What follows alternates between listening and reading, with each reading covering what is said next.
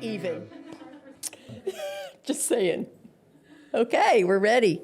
Hi, my name is Blake Buchanan. I am founder and CEO of Bahama Bucks Franchise Corporation. Hi, my name is Kippi Buchanan. I am wife to Blake Buchanan, one of the first employees at Bahama Bucks, and also serve as the COO at our corporate office currently, and have been part of this journey from the very beginning. So if you don't know, Bahama Bucks is a frozen dessert shop featuring island desserts, primarily the greatest snow on earth, but we also do bowls, smoothies, and sodas. That's right. And I think one of the things that we really like to hang our hat on is that we provide a mini vacation for our guests. This year, we're celebrating 35 years of business. So we're going to take a moment and just unpack some of the fun, flavorful questions that you may have for us. All right, Blake. So our first question, or specifically for you, what inspired you to start a business? And how did Bahama Bucks start? So random as it is, looking to get out of the heat, I actually read a one ad, and a gentleman was selling his shaved ice equipment. So called him up, and lo and behold, meet him in a parking lot, buy all of his equipment, buy all of his flavors, and that really started the journey. From there, I've had to figure out, how am I going to build a building? And so luckily for me, I am surrounded by some great men, my grandfathers and my father. And so I just started sketching out this idea of how to build the first snow shack. And so I was using dimensional lumber, so I thought 12 by 20 made sense. It would give me 240 square feet.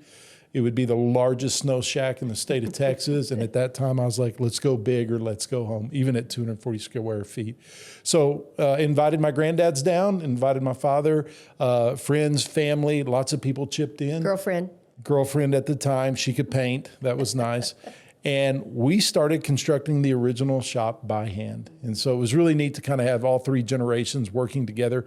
A fun fact about that is we didn't buy a whole lot of new lumber or anything. So my granddad knew of a clubhouse being torn down. So we went to Pampa, Texas, of all places, helped tear a clubhouse down. And they said if we helped, we could keep all the lumber. So we kept all that lumber, hauled it back, and turned it into a snow shack. Yeah, and I think the funny thing about that story, too, is that we built that building, or I helped paint, but I did not build it. You and your dad and your granddads and some, like you said, some friends and family built that building in your parents' backyard, because in Texas, there's just lots of land. And so your parents lived on an acre lot. And so we built that building in their backyard, and we had it moved to the location once it was ready and once we found a location to put this building. But it was truly a fun adventure to just build this little snow shack and start dreaming in your parents' backyard. Yeah, so what's crazy about that is we kind of built a modular building without knowing we were building a modular building. We just knew, let's build it here, pick it up, and move it to the site. So there was a lot of adventures along the way. And it is neat when you look back and you see your granddads roofing it and people helping you to paint it. And really the only tradesmen we brought in were electricians and plumbers. And that's because they had to be licensed and certified. So that's really the origins, is just this, really creative idea, and let's do a snow shack. Now, funny enough, speaking of paint, you have to paint something after you build it. Those were where the arguments came in. So you're talking to family members, and you talk to everybody, but it was really Kippi who fell in love with teal and coral in the early 90s and chose those colors, which are still predominantly the colors we use today. Yeah. Our wedding was teal and coral. I mean, and indeed it was. Indeed it was. And she wanted to do our wedding teal and coral, and I was like, absolutely not. Bahama Bucks could fail at any minute. And incidentally, it's funny because the inspiration now, everybody looks back on 35 years. I didn't start it as a career. I started it as a summer job just to get out of the heat. And that's what was fun. I think you were there as well. But as we started seeing crowds come and all those wonderful things, that's where we kind of were like, wow, this is really fun. This could be something neat. We could actually make it work. So that's really the origins. And, I think for me, looking back now as a young, with the idea at 19 and finishing it when I was 20, I am like, I don't know what we were thinking. I know. That was crazy. I know. It was crazy. When you reflect back 35 years, you're thinking, would we do it again? And I know that we would, because we love what we do, and we love our people, and we love the guests that we get to bless. But it's a journey. And again, when we were at 19, 20 years old, there was never, ever a thought in our mind that this is going to be our lifelong career choice. No. But that's what makes it so sweet, you know, because we were young, we were dumb, but we were also, that's our strength. We were young and we just made the most of it. Right. If I knew it was a lifelong career choice, I would have built it bigger. Yeah, maybe. That's for another 2 time. bathrooms would have been great, but that's okay. Yeah. All right, let's dive into the next question. So tell us the story of how you two met. So ladies first. Oh, Your man. version clearly is different than my version. Yeah. Well, same but different.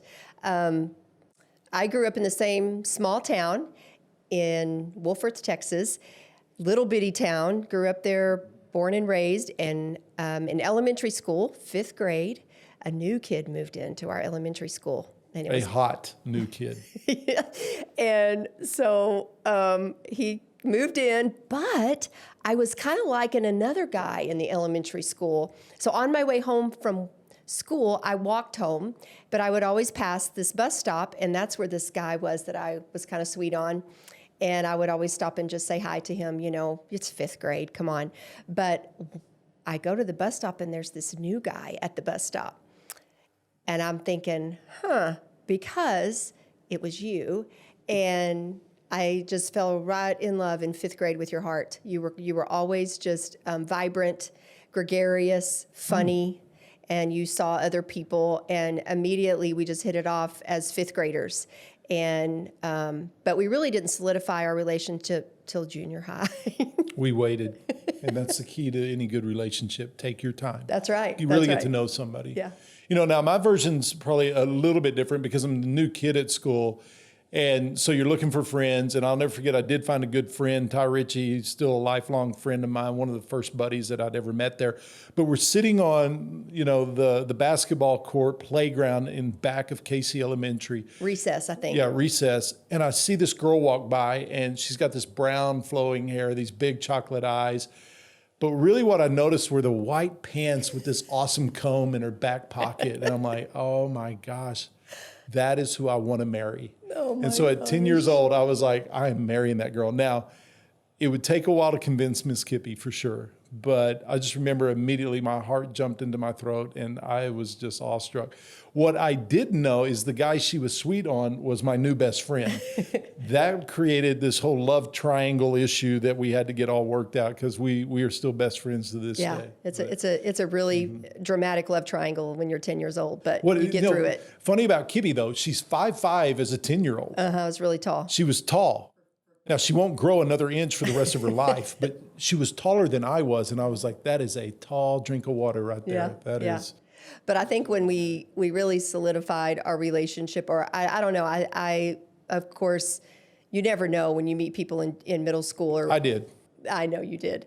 But we would go skating on Friday nights in middle school. Yeah. And that's where we really became a couple, because the last song in the night that we go skating was always a couple's skate. And that's how you ended the night. And Blake would always skate over to me, grab my hand. Backwards or forward, didn't matter. Yeah, we're pretty good skaters, by the way. We still have skates that we own. But he would skate over to me, and we would always skate couples. And that was 6th grade through 8th grade. We did that every single Friday night. Sweaty Palm Friday. That's right. But that's when I think everyone knew we were a couple, and we've pretty much been together ever since high school. And so sometimes when people ask us about, starting a business and I was your first employee, and that they think, what? You're 20 years old.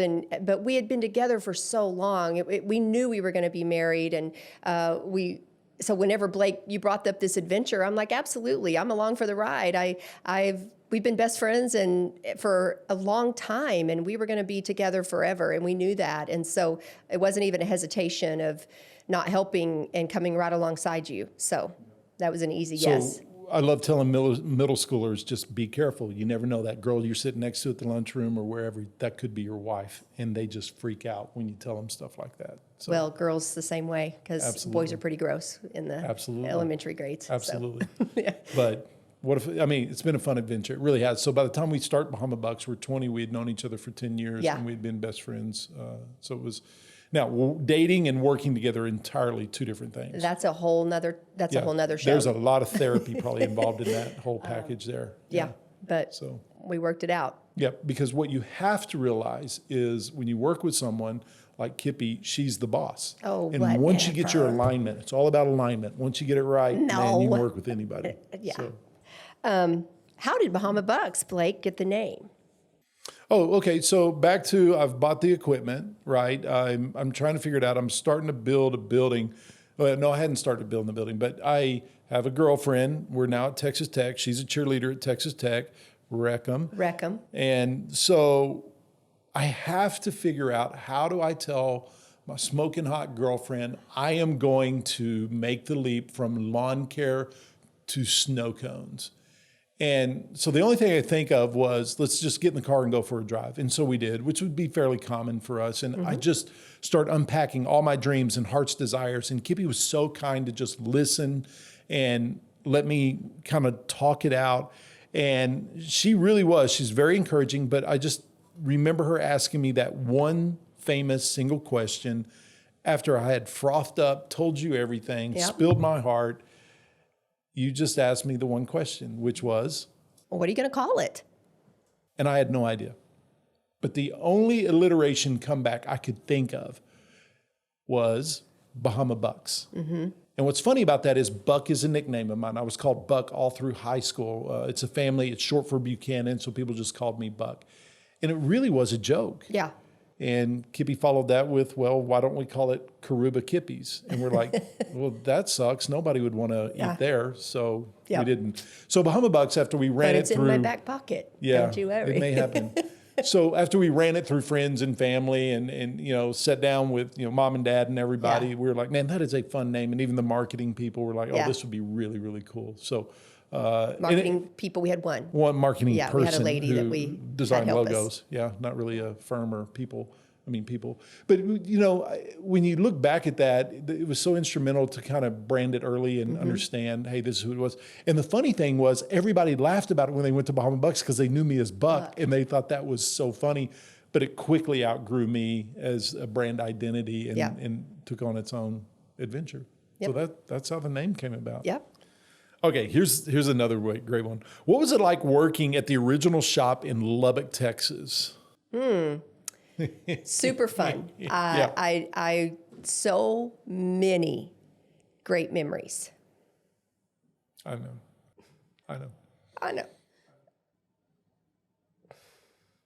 I mean, the first two employees were you and me, and we would get up every morning, go to summer school. There's a whole nother story there because Blake clept out of the class because he was like, I'm not doing this. And I'm like, oh, that's a great idea. So we both took the CLEP test.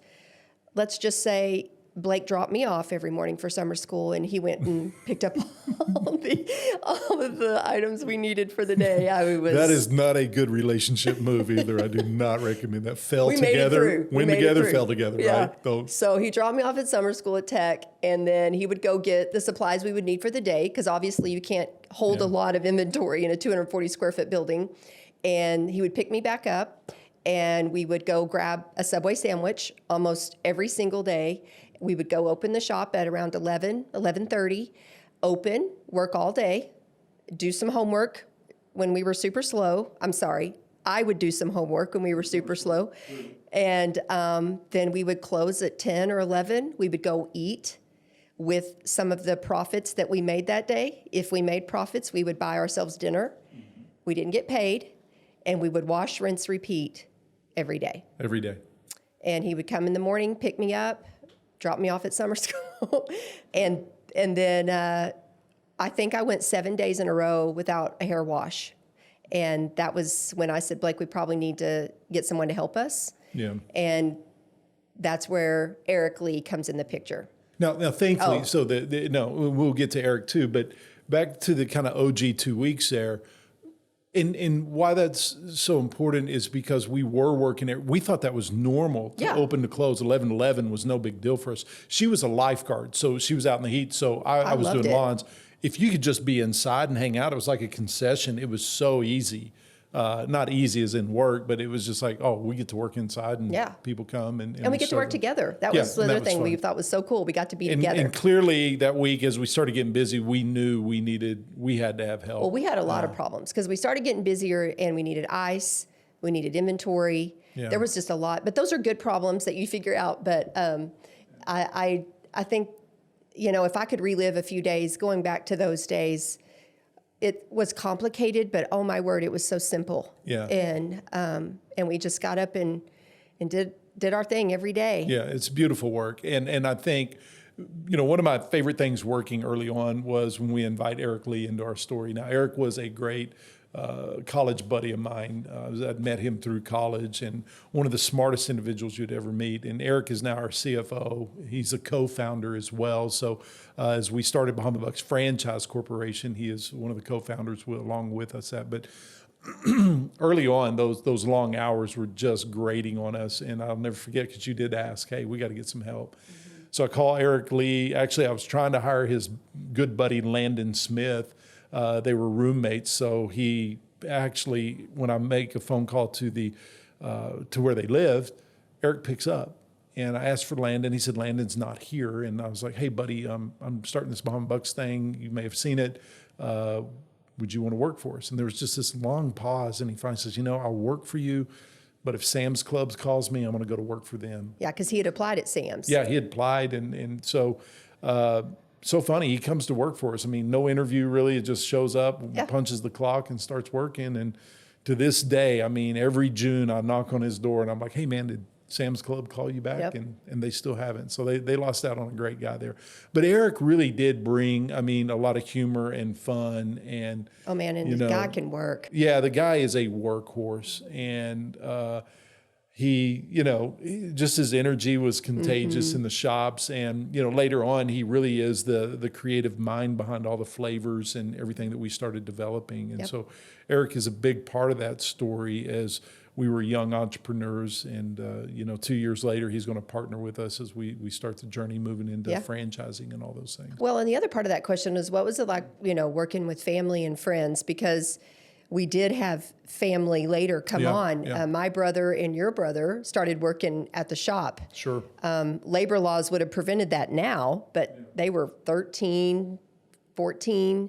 And we were like, "Hey, you guys come on and help us." And they were a part of Bahama Bucks for a long time in those early years of hourly team leads. I mean, they led shifts and worked hard, and just a young brothers. Although my little brother, Ty, who has a ton of energy, incredibly witty, I do think I fired him like 3 times, but I hired him back. So he was super fun. Ty was always brought the energy and the humor, and Zach, just also really funny, contagious personality, had a lot of friends, and they both brought a lot of team members to the shop. And we talk about how young they were, but we were 20. And so I think the entrepreneurial journey that most people take is always, man, you got to lean into the people you know and the people you trust. And that was a lot of our peer-to-peer friends, and then a lot of our family members that really walked it was alongside really us. fun. I think when we talk about working with our friends, we did have a lot of our college friends that worked with us, and it can bring an element, a little bit of awkwardness, because if they don't show up or they're late, they still got to work. They still got to work, and that was a little bit of a teaching or learning moment for us. Yeah. I feel like even though we didn't open our second location till later, that shop, I still always just felt like we worked with our friends. It was the second location where I felt more like we are in charge and we're the boss. But at that first shop, it just was like a sitcom to me, just something that comes out of a movie, that you're just working every day with your friends. It's busy. Everyone's working. You can't hide. It's 240 square feet. If you're not doing your part, you can't go anywhere. Right. And so you can't sit down anywhere. And we're just all trying to put out the best snow on earth to our guests. And it was a really fun time. You talk about kind of a workforce incubator. If you're going to get hired by your boss and then you're going to be in 240 square feet with 5 other people working constantly, nobody hides. And I like how you mentioned that. Yeah. I mean, if somebody's lazy within the first 2 or 3 hours, and you're like, hey, dude, this is not going to work. You're gone. That's right. But you found the ones that would work, and they became family. And what a fun experience we had with that. And so many stories there, too. Oh, my gosh. From the ones that, like you said, like some we fired, some we hired, and some that are still with us today. But that original crew, which we became known as the Avalanche crew, to this day is still near and dear to our hearts, as really all of them are. But those original ones, and I think mainly because they were helping us figure it out. Yeah, we weren't perfect either. And like, hey, you can't do that, or you can't say those things. We had so much. So there's so many learning curves that they helped us walk through. Yeah, but original stuff was fun. Yeah. All right. Looking back at the early days, is there a point in time that sticks out as one of Bahama Bucks' defining moments? For me, it has to be the great flavor mishap really in year 2, where we're buying all of our flavors from a local flavor supplier. And we show up one day and they just inform me that they're not going to sell to me anymore. Yep. And as a young, entrepreneur and a young finance student at Texas Tech, I was blown away. And I was like, wait a minute, I'm making money, you're making money. And they're like, well, you're buying more flavors than all of our shops combined. And so at that moment, it really gave us a taste of what scaling looked like. And we found someone that just absolutely didn't want to scale at that moment. And that's okay, it was their business. But I just remember the pivotal point it was, because we grab Eric and we start talking about it, and we're like, hey, we've got to figure out how to make flavors. And so having the great resources of a college, you get the centrifuges, you start breaking things down, and you start building your own flavors with extracts and fragrances this is and before, oils. Cell phones and internet and way all those before things. internet, So you're going to the library and you're talking to people that may know a little bit about that, and you're figuring it out. Yeah. If we want to keep this business going, we had to figure it out. And that's what I love about those early days too, is just the organicness, a lot of how we just had to grit, you know, and persevere and just figure it out and lean into people that could help us out. Yeah, and I think why it's so pivotal is because that was our secret sauce. It became our secret sauce. Is our orange was a Bahama Bucks orange, our Princess, or pink lemonade, or any flavor you choose was a custom crafted, handmade product that was original to our shop. Yep. And so I think when you're in the world of snow, flavors are everything. So it really wasn't until a decade or two later that we just had this fantastic flavor library that we had created, that we were like, wow, this really is the secret sauce of who we are. Yep. And that was a pivotal time for our brand that we didn't even realize it at the time. We were just trying to keep it open. Yeah. Kind of those beautiful mistakes that you realize, oh, that's a hardship, but you found a really good workaround that now we're a flavor factory and that's what we do. Yeah. So, yeah. So our next question, Blake, is who was in charge of creating the products and flavors? Did we have a team? Did you have a team, or was it a group effort in those early days? So early days especially, it was a group effort. I mean, we just didn't know what we were doing. And so we'd build and kind of bake the cake, if you would, and then pass it around our Avalanche crew group and friends, and just ask them, be like, hey, what does this taste like to you? Or, hey, this is grape. Do you like it? Because we could do 300 different variations of it.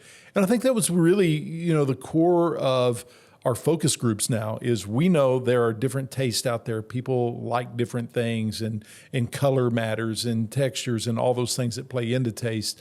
But I love that we still bring in focus groups and all that. Now, there was a time when we moved, 3-4 years later, when we're out in Phoenix, and Eric's doing all the accounting, so he's the black and white guy. I'm the marketing fund, all of that, try to sell everything.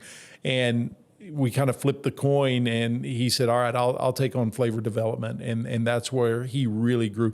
And part of it is because it's more of a food science than it is just, what does this taste like? And so he could break things down chemically, look at the chemical makeup on a lot of things, and be able to, create and craft just these ingenious flavors. Now, moving forward in the story, now we have a full R&D team with Matt Ewing heading that up, and what a creative mind it is. But I love, really the main thing behind it is there is so much innovation in that area just to get a right flavor, and the the amount of research and development that goes behind every flavor and flavor launch today versus in the original day was just night and day. Yeah, because our only two products in the beginning were snow and lemonades. Yeah, that was and it. We didn't have smoothies or anything of that nature. And so it was simple, but it was complicated because we were having to develop our own flavors and figure that out. But I did love when it was taste day and we got to sample all the different kinds of bananas. I remember that because some would taste, like Laffy Taffy, and then some would taste like, dried fruit. Yeah. And you were like, I don't know, and even cherries. You didn't want it tasting like Tylenol, but you wanted it. Did you want to take like maraschino cherry, or you had all of these different ways that you can make cherry, and so I loved taste test day. It was fun, and then whenever it got to coloring, that was also fun. So yeah, because every flavor starts clear, and then we let you taste with your tongue first, and then we start developing the sight part of it, which is the color. Yeah. And so what I love about the core of that is it was just one of those innovative things that you come back to and say, wow, we really can do this. We can develop our own flavors and make this a crafted product that is uniquely Bahama Bucks. Yeah. And now 35 years later, that blue coconut that you had when you were, a young kid, and now you may be older adult or whatever, it's that same flavor. Yeah, but love that part of it. Coconut is the kingpin. It's been the number one for 35 years. Yeah, blue coconut. It that's is a the good big one. boy. Wow. Okay. So, Kippi, let's talk a little bit about how Bahama Bucks became a franchise. I think you would be better suited to start the answer to that question. I think that I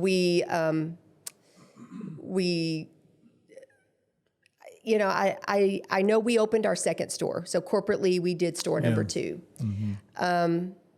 We were young, and we thought this might be a great way for other people to own a business. We thought that it had some amazing potential, which I know everybody hates that word, but that it really started from us thinking, how can we develop a brand? And I'll let you take it from here because I was just along for the journey on that one. I think there are pivotal moments where, that become a catalyst, because this would have been in 92 when we decided to do this. It was around 93, yeah. We graduated in December of 91, remember? So that's Some really of the us, pivot. Not both of us. Not both of us. Somebody had to do a bonus lap. But anyway, that's Yeah. But back to that, so I graduate and I'm having to make a decision. So I take a broker position out in Phoenix, Arizona, moved to Paradise Valley. And I just never forget sitting in a high rise overlooking a golf course with guys in polos and khakis in the middle of January playing golf. And I just thought, oh my goodness, we could do a Bahama Bucks here. Mm-hmm. And, there were two things that happened. I called you and I called Dad and Eric, and I was like, hey, what do y'all think about trying to franchise Bahama Bucks? What if we kicked it off and really tried to give this thing a go? But I'll never forget telling my boss my idea and promptly being fired without making the move yet. So those were the two catalysts, is just really being in Phoenix and saying, let's try this second one out here. And so we did. We looked for a second location. We believe in opening a second location before we try to franchise this. And then, shortly after that, we just learned a lot about franchising, which is way harder than we ever thought. Right. Way harder than we ever thought. But I think back on those moments, we had absolutely nothing to lose. What were you going to do? Take my 3 shirts and a pickup? I just didn't have anything. So you're willing to risk it all because the risk factor is so low. Yeah. And I remember those early days, we finally, incorporated. We were able to sell franchises. We were registered with the Federal Trade Commission. And, I would just be on my knees praying we would sell 100 stores, Sure. and we wanted to grow this brand, or could we open another store? And I'm so glad God didn't answer those prayers. We couldn't have handled it. We couldn't have supported, knowing what you know now and how you really want to fully support your franchisees to be as successful as possible, and how to grow the brand and innovate and create. We would have been sunk if we'd have sold a ton of franchises at that time. Yeah, no, I would agree, because we really, being shop owners, we over-index on support because we know how hard it is. Mm-hmm. And so that was really kind of where we wanted to, lay groundwork first and do all the support. But Eric being a, finance guy and me, we were both headed for Wall Street. And then you're like, hey, let's try franchising. That would be a quicker path, which it definitely wasn't. Yeah. And I'll never forget awarding the first franchise was to Richard Cooper. We opened the first franchise location on ASU campus in their Memorial Center or their Student Union building. And incidentally, 3 generations later, because Richard raised Ryan in that store, they opened that other store, and then Ryan to Wyatt. So we got 3 generations, and our original franchisees are still with us. Yes, they are. Highly respected people, love that they're a big part of our brand. And even at our 35th anniversary, we got to take a moment and honor those that had been there, 30 plus years, and they were the first OG franchisees. They were. So they saw it done wrong, and now they stuck around long enough that we really have a lot of neat things to offer them. Yeah. So, yep. Yeah. Okay. Describe running a shaved ice shack for the first time. In what ways did you have to pivot and adapt as you got started? It was so small that you couldn't hide. If you weren't a worker, you just weren't going to stay there because you couldn't sit down anywhere. If you showed up late, it was obvious. I mean, there was no way.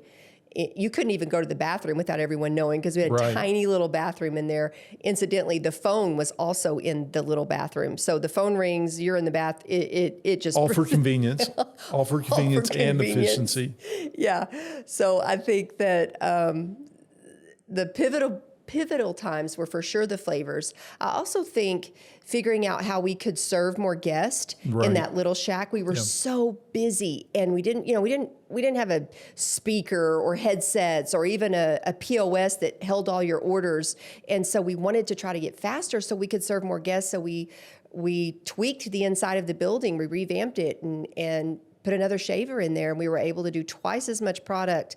But I remember also harvesting ice, making ice to shave was a challenge because we would run out. There would be days we would close because we ran out of ice. And so finding ways to find solutions for that was a big one. I also think a pivotal thing that happened in those first few years was truly seeing that young people can lead and work hard.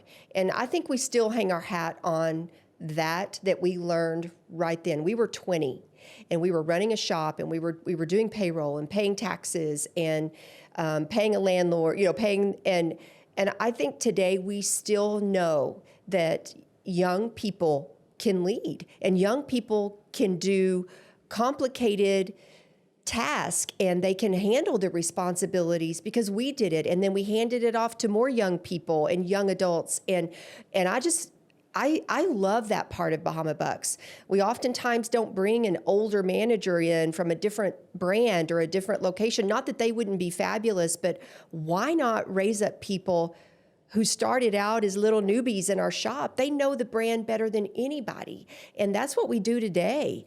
And I love that part of Bahama Bucks. And I think that was a pivotal time where we saw evidence of young leadership, and when they're willing to work and learn, and they're that they're able to say, hey, I'll take that responsibility, let me try it. And they just dive right in, and they'll do it just as well as anyone else. And I think that side is really pivotal to the heartbeat of us. And then the other side was really the innovation. I mean, we were not innovating every month. It was like every week we had to figure out a different way to do it. And, Eric even talks about when we finally got a Casio register that was a 1-button push, and it did all of everything. And we were just so blown away with that technology to really, even in that drive-through that we had, putting a new register over there and adding a second shaver and trying to figure out how can we work a 5-man shift in something as big as most people's closets, right? And just all those neat things that people in the Avalanche crew were helping us innovate.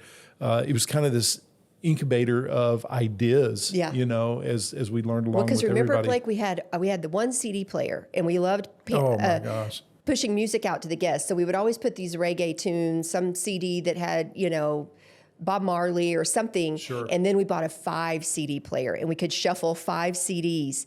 But then you would always have a crew member that would bring their own CDs and they'd be Yes. piping out Metallica or something like Van Halen or Def Leppard. And All like, the no, good no, stuff. this Thank is not you, the Eric. vibe. Appreciate those CDs. That's not the vibe we're looking for. But that would happen a lot. We would come to the shop and be like, we need to think about our guest here and not that you want to hear Guns N' Roses while we're working. Yeah. So those are things you learn about vibe and culture. One thing that I think was so cool is just, you mentioned it, how we would always see the guests, because those long lines were insane. And we were like, why are people here? This is crazy. And we were having a blast, having an absolute blast. But working. I mean, your feet would hurt so bad. I remember we learned to rotate shoes. Yeah. And how to walk on, not literally walk on water, but Yeah, the whole slick shop surfaces. would be Be covered underwater. in water. And so, you would just walk real, and then your calves would be so sore. And I just remember, being on your feet 12 hours a day, and that's just what it looked like. And yeah, for everybody. And then we realized, anything after 8 hours was overtime. And we're like, oh, really? What a concept. Who knew? Who knew? Okay. Question for us. As a child, what did you want to be when you grew up? What did you want to be when you grew up? I think I was like a lot of the young kids in my generation. We all wanted to play for the NFL. So they missed their opportunity with me, and it could have been a whole different pathway. But they declined respectfully, and I respected their decision. So I had to find another path. How about you, Miss Kippi? Well, it's crazy, but in my baby books, my mom wrote down for years I wanted to work at Baskin Robbins. Wow, swing and a miss. I think back on why did I say that? Because I wasn't like this massive ice cream connoisseur. I love the color pink, and I also, when I look back on that, I think the reason that I wrote that down every year, or my mom would, that's what I would tell my mom, is because I had good memories there. My grandparents would take me there. My mom would take me there after gymnastics sometimes. And so I just thought how fun to be a part of a place where it's always happy, and it's always joy. And God just works that out, doesn't he? We're thankful. Okay, what were some of the biggest challenges we faced early on? Wow. I think we take this in a couple of ways, business for sure. And actually, this is your question, so That's okay. I'm sorry, I'm not prompting you. No, go ahead. Wow. There's a list that's really long on that one. Yeah.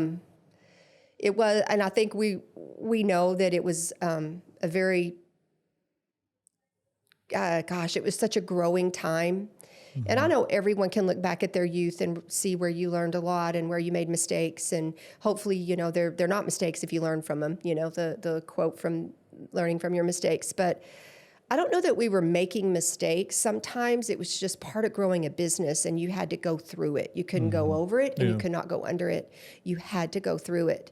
I think the challenging things for me is we were working really hard. I mean, we worked all day, every day. We didn't ever clock in, clock out, and then we wouldn't get paid, you know? And we wrote a hot check, our first apartment that I loved. We had a 2-bedroom apartment. I thought it was the greatest thing ever. And the first hot check they were forgiving, and a hot check is, some people may not even know, you write a check for rent. So you would pay your rent with a check because we didn't have all of the digital, assets that we have now. And the second hot check, they made us leave. They kicked us out, and we had to find a different place to live. This was in Phoenix, and I mean, I see God's favor, but it was not the best neighborhood. Yeah. And I think that you sometimes feel like you deserve things because you're working hard, and you don't. You just keep working and you keep believing in the brand. And so the challenging thing for me personally, one was the financial side of how challenging that was. And you're an independent person. You're not getting benefits. The benefit would be, hey, we got paid a little bit this month. We can buy groceries and pay rent. And the other thing was, for me as a wife and your best friend, is seeing how much you poured your heart and soul into that business. And it just didn't seem to be returning the financial fruit that we were hoping for. And it was tough. And it was tough for a long time. And so when I think about those challenges, we had to just go through it, and that's part of paying the price, and you just don't see that in business a lot. You don't get to experience, only few people, entrepreneurs experience that, and going without health insurance for years with kids, and living 1 month at a time, hoping that some windfall comes that we can buy groceries. And God was so good to us in those times. And we were able to pay our employees, and we were paying rent and electricity, and we kept the lights on. Yeah.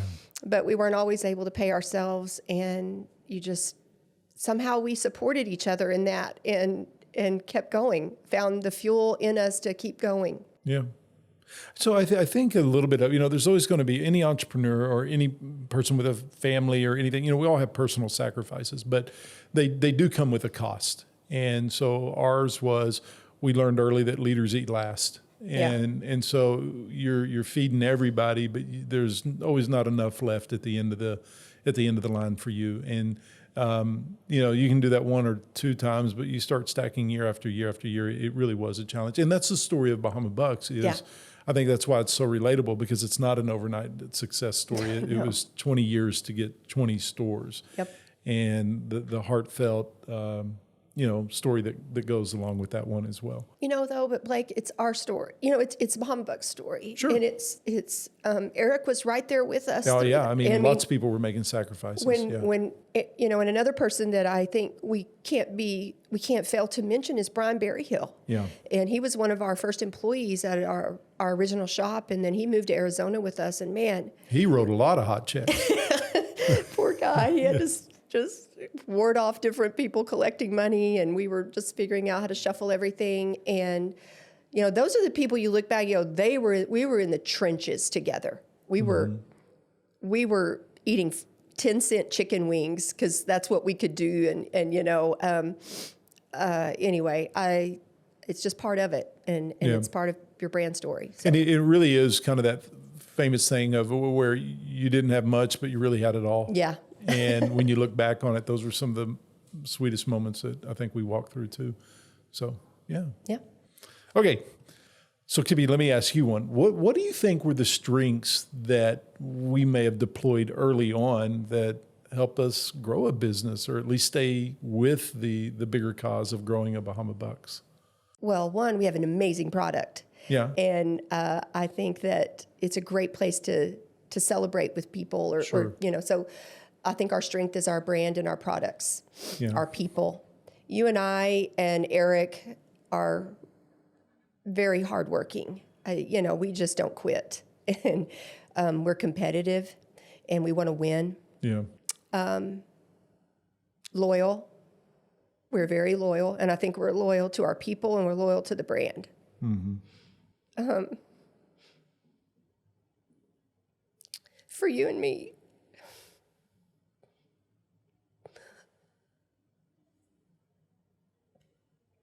we're just not going to quit on each other or on this brand. I think that's something that I've always admired about you, is that we have staying power. And we just believed in each other. We believed in God to bless and favor the company. And but I also think that at the end of the day, it's just the people you surround yourself with that really elevate and help you, bring the brand to life. Yeah. Because you cannot do it alone. Yeah. Dashing good looks was not enough. We needed It helped. more. It helped, Blake. It helped. What do you think our strengths were? In the beginning, it really was this youthful energy that that you really believed you're unstoppable, that you could conquer the whole world. And, that lasts for about a year. And then you're like, this is how the game is played. Yeah. And I think when we look at how some competitors helped shape us, because it made us, step up into the game and learn how to play the game of business, and that it is a day-to-day grind, and it is a fight out there. And we've always stayed true to the guest, that we're going to see and serve that guest no matter what. And even through our vision to bless our guests by creating the ultimate tropical dessert experience, it permeates all through the brand. And I think that's something that you've brought the heartbeat to, because I always say you see others in a way that I can never see people, because you see them in the good way. I'm always like, what is going on with this person, right? So, but you see the best. And I think having, a company that wants to see the best in people so that we can see the best in guests, so that we can serve and bless them along the way, helps really fuel the mini vacation along the way. So, I think between all the way from board of directors, owners, directors, managers, Avalanche crew, all the way through our franchise family, there's a buy-in to that. Hey, we're going to see and serve others the best we absolutely can, because that's the hardest thing, is you take a back seat when you're in the hospitality business, because it's not about you, it's about them. Yeah, but I also think that the things that were so hard, Yeah. I think that's what our strengths are. Like we see the authentic things, and I think that had we not gone through that and had, the Lord said, hey, I'm going to bless you with 100 franchises, we would not know what we know now. Yeah. And we wouldn't be able to look back at those. I mean, it humbled us, and it made us just really dig our heels in and say, we will figure this out. And why, I don't know, because it was 20 years of some hard stuff. Yeah. But we just I always like to say we blew our 20s and our 30s chasing a dream so that we could finally buy a house in our 40s. Yeah, our first house came when we were 40. 42. Yeah. So I don't know. But I do appreciate you being along for the ride and your support, because without that, I would have quit a long time ago. And without the support of, our owners and Eric and all the Avalanche crew and franchisees and everybody, we wouldn't be here today. So I guess the moral of the story is be careful who you talk to in 5th grade. That's exactly right. It all comes back to do what you love when you're 10 years old. Exactly. Impress the girl. That's all that matters. So, and hope it works out. All right. I love you. I love you too. Anything else? You good? All right. Well done. Well done.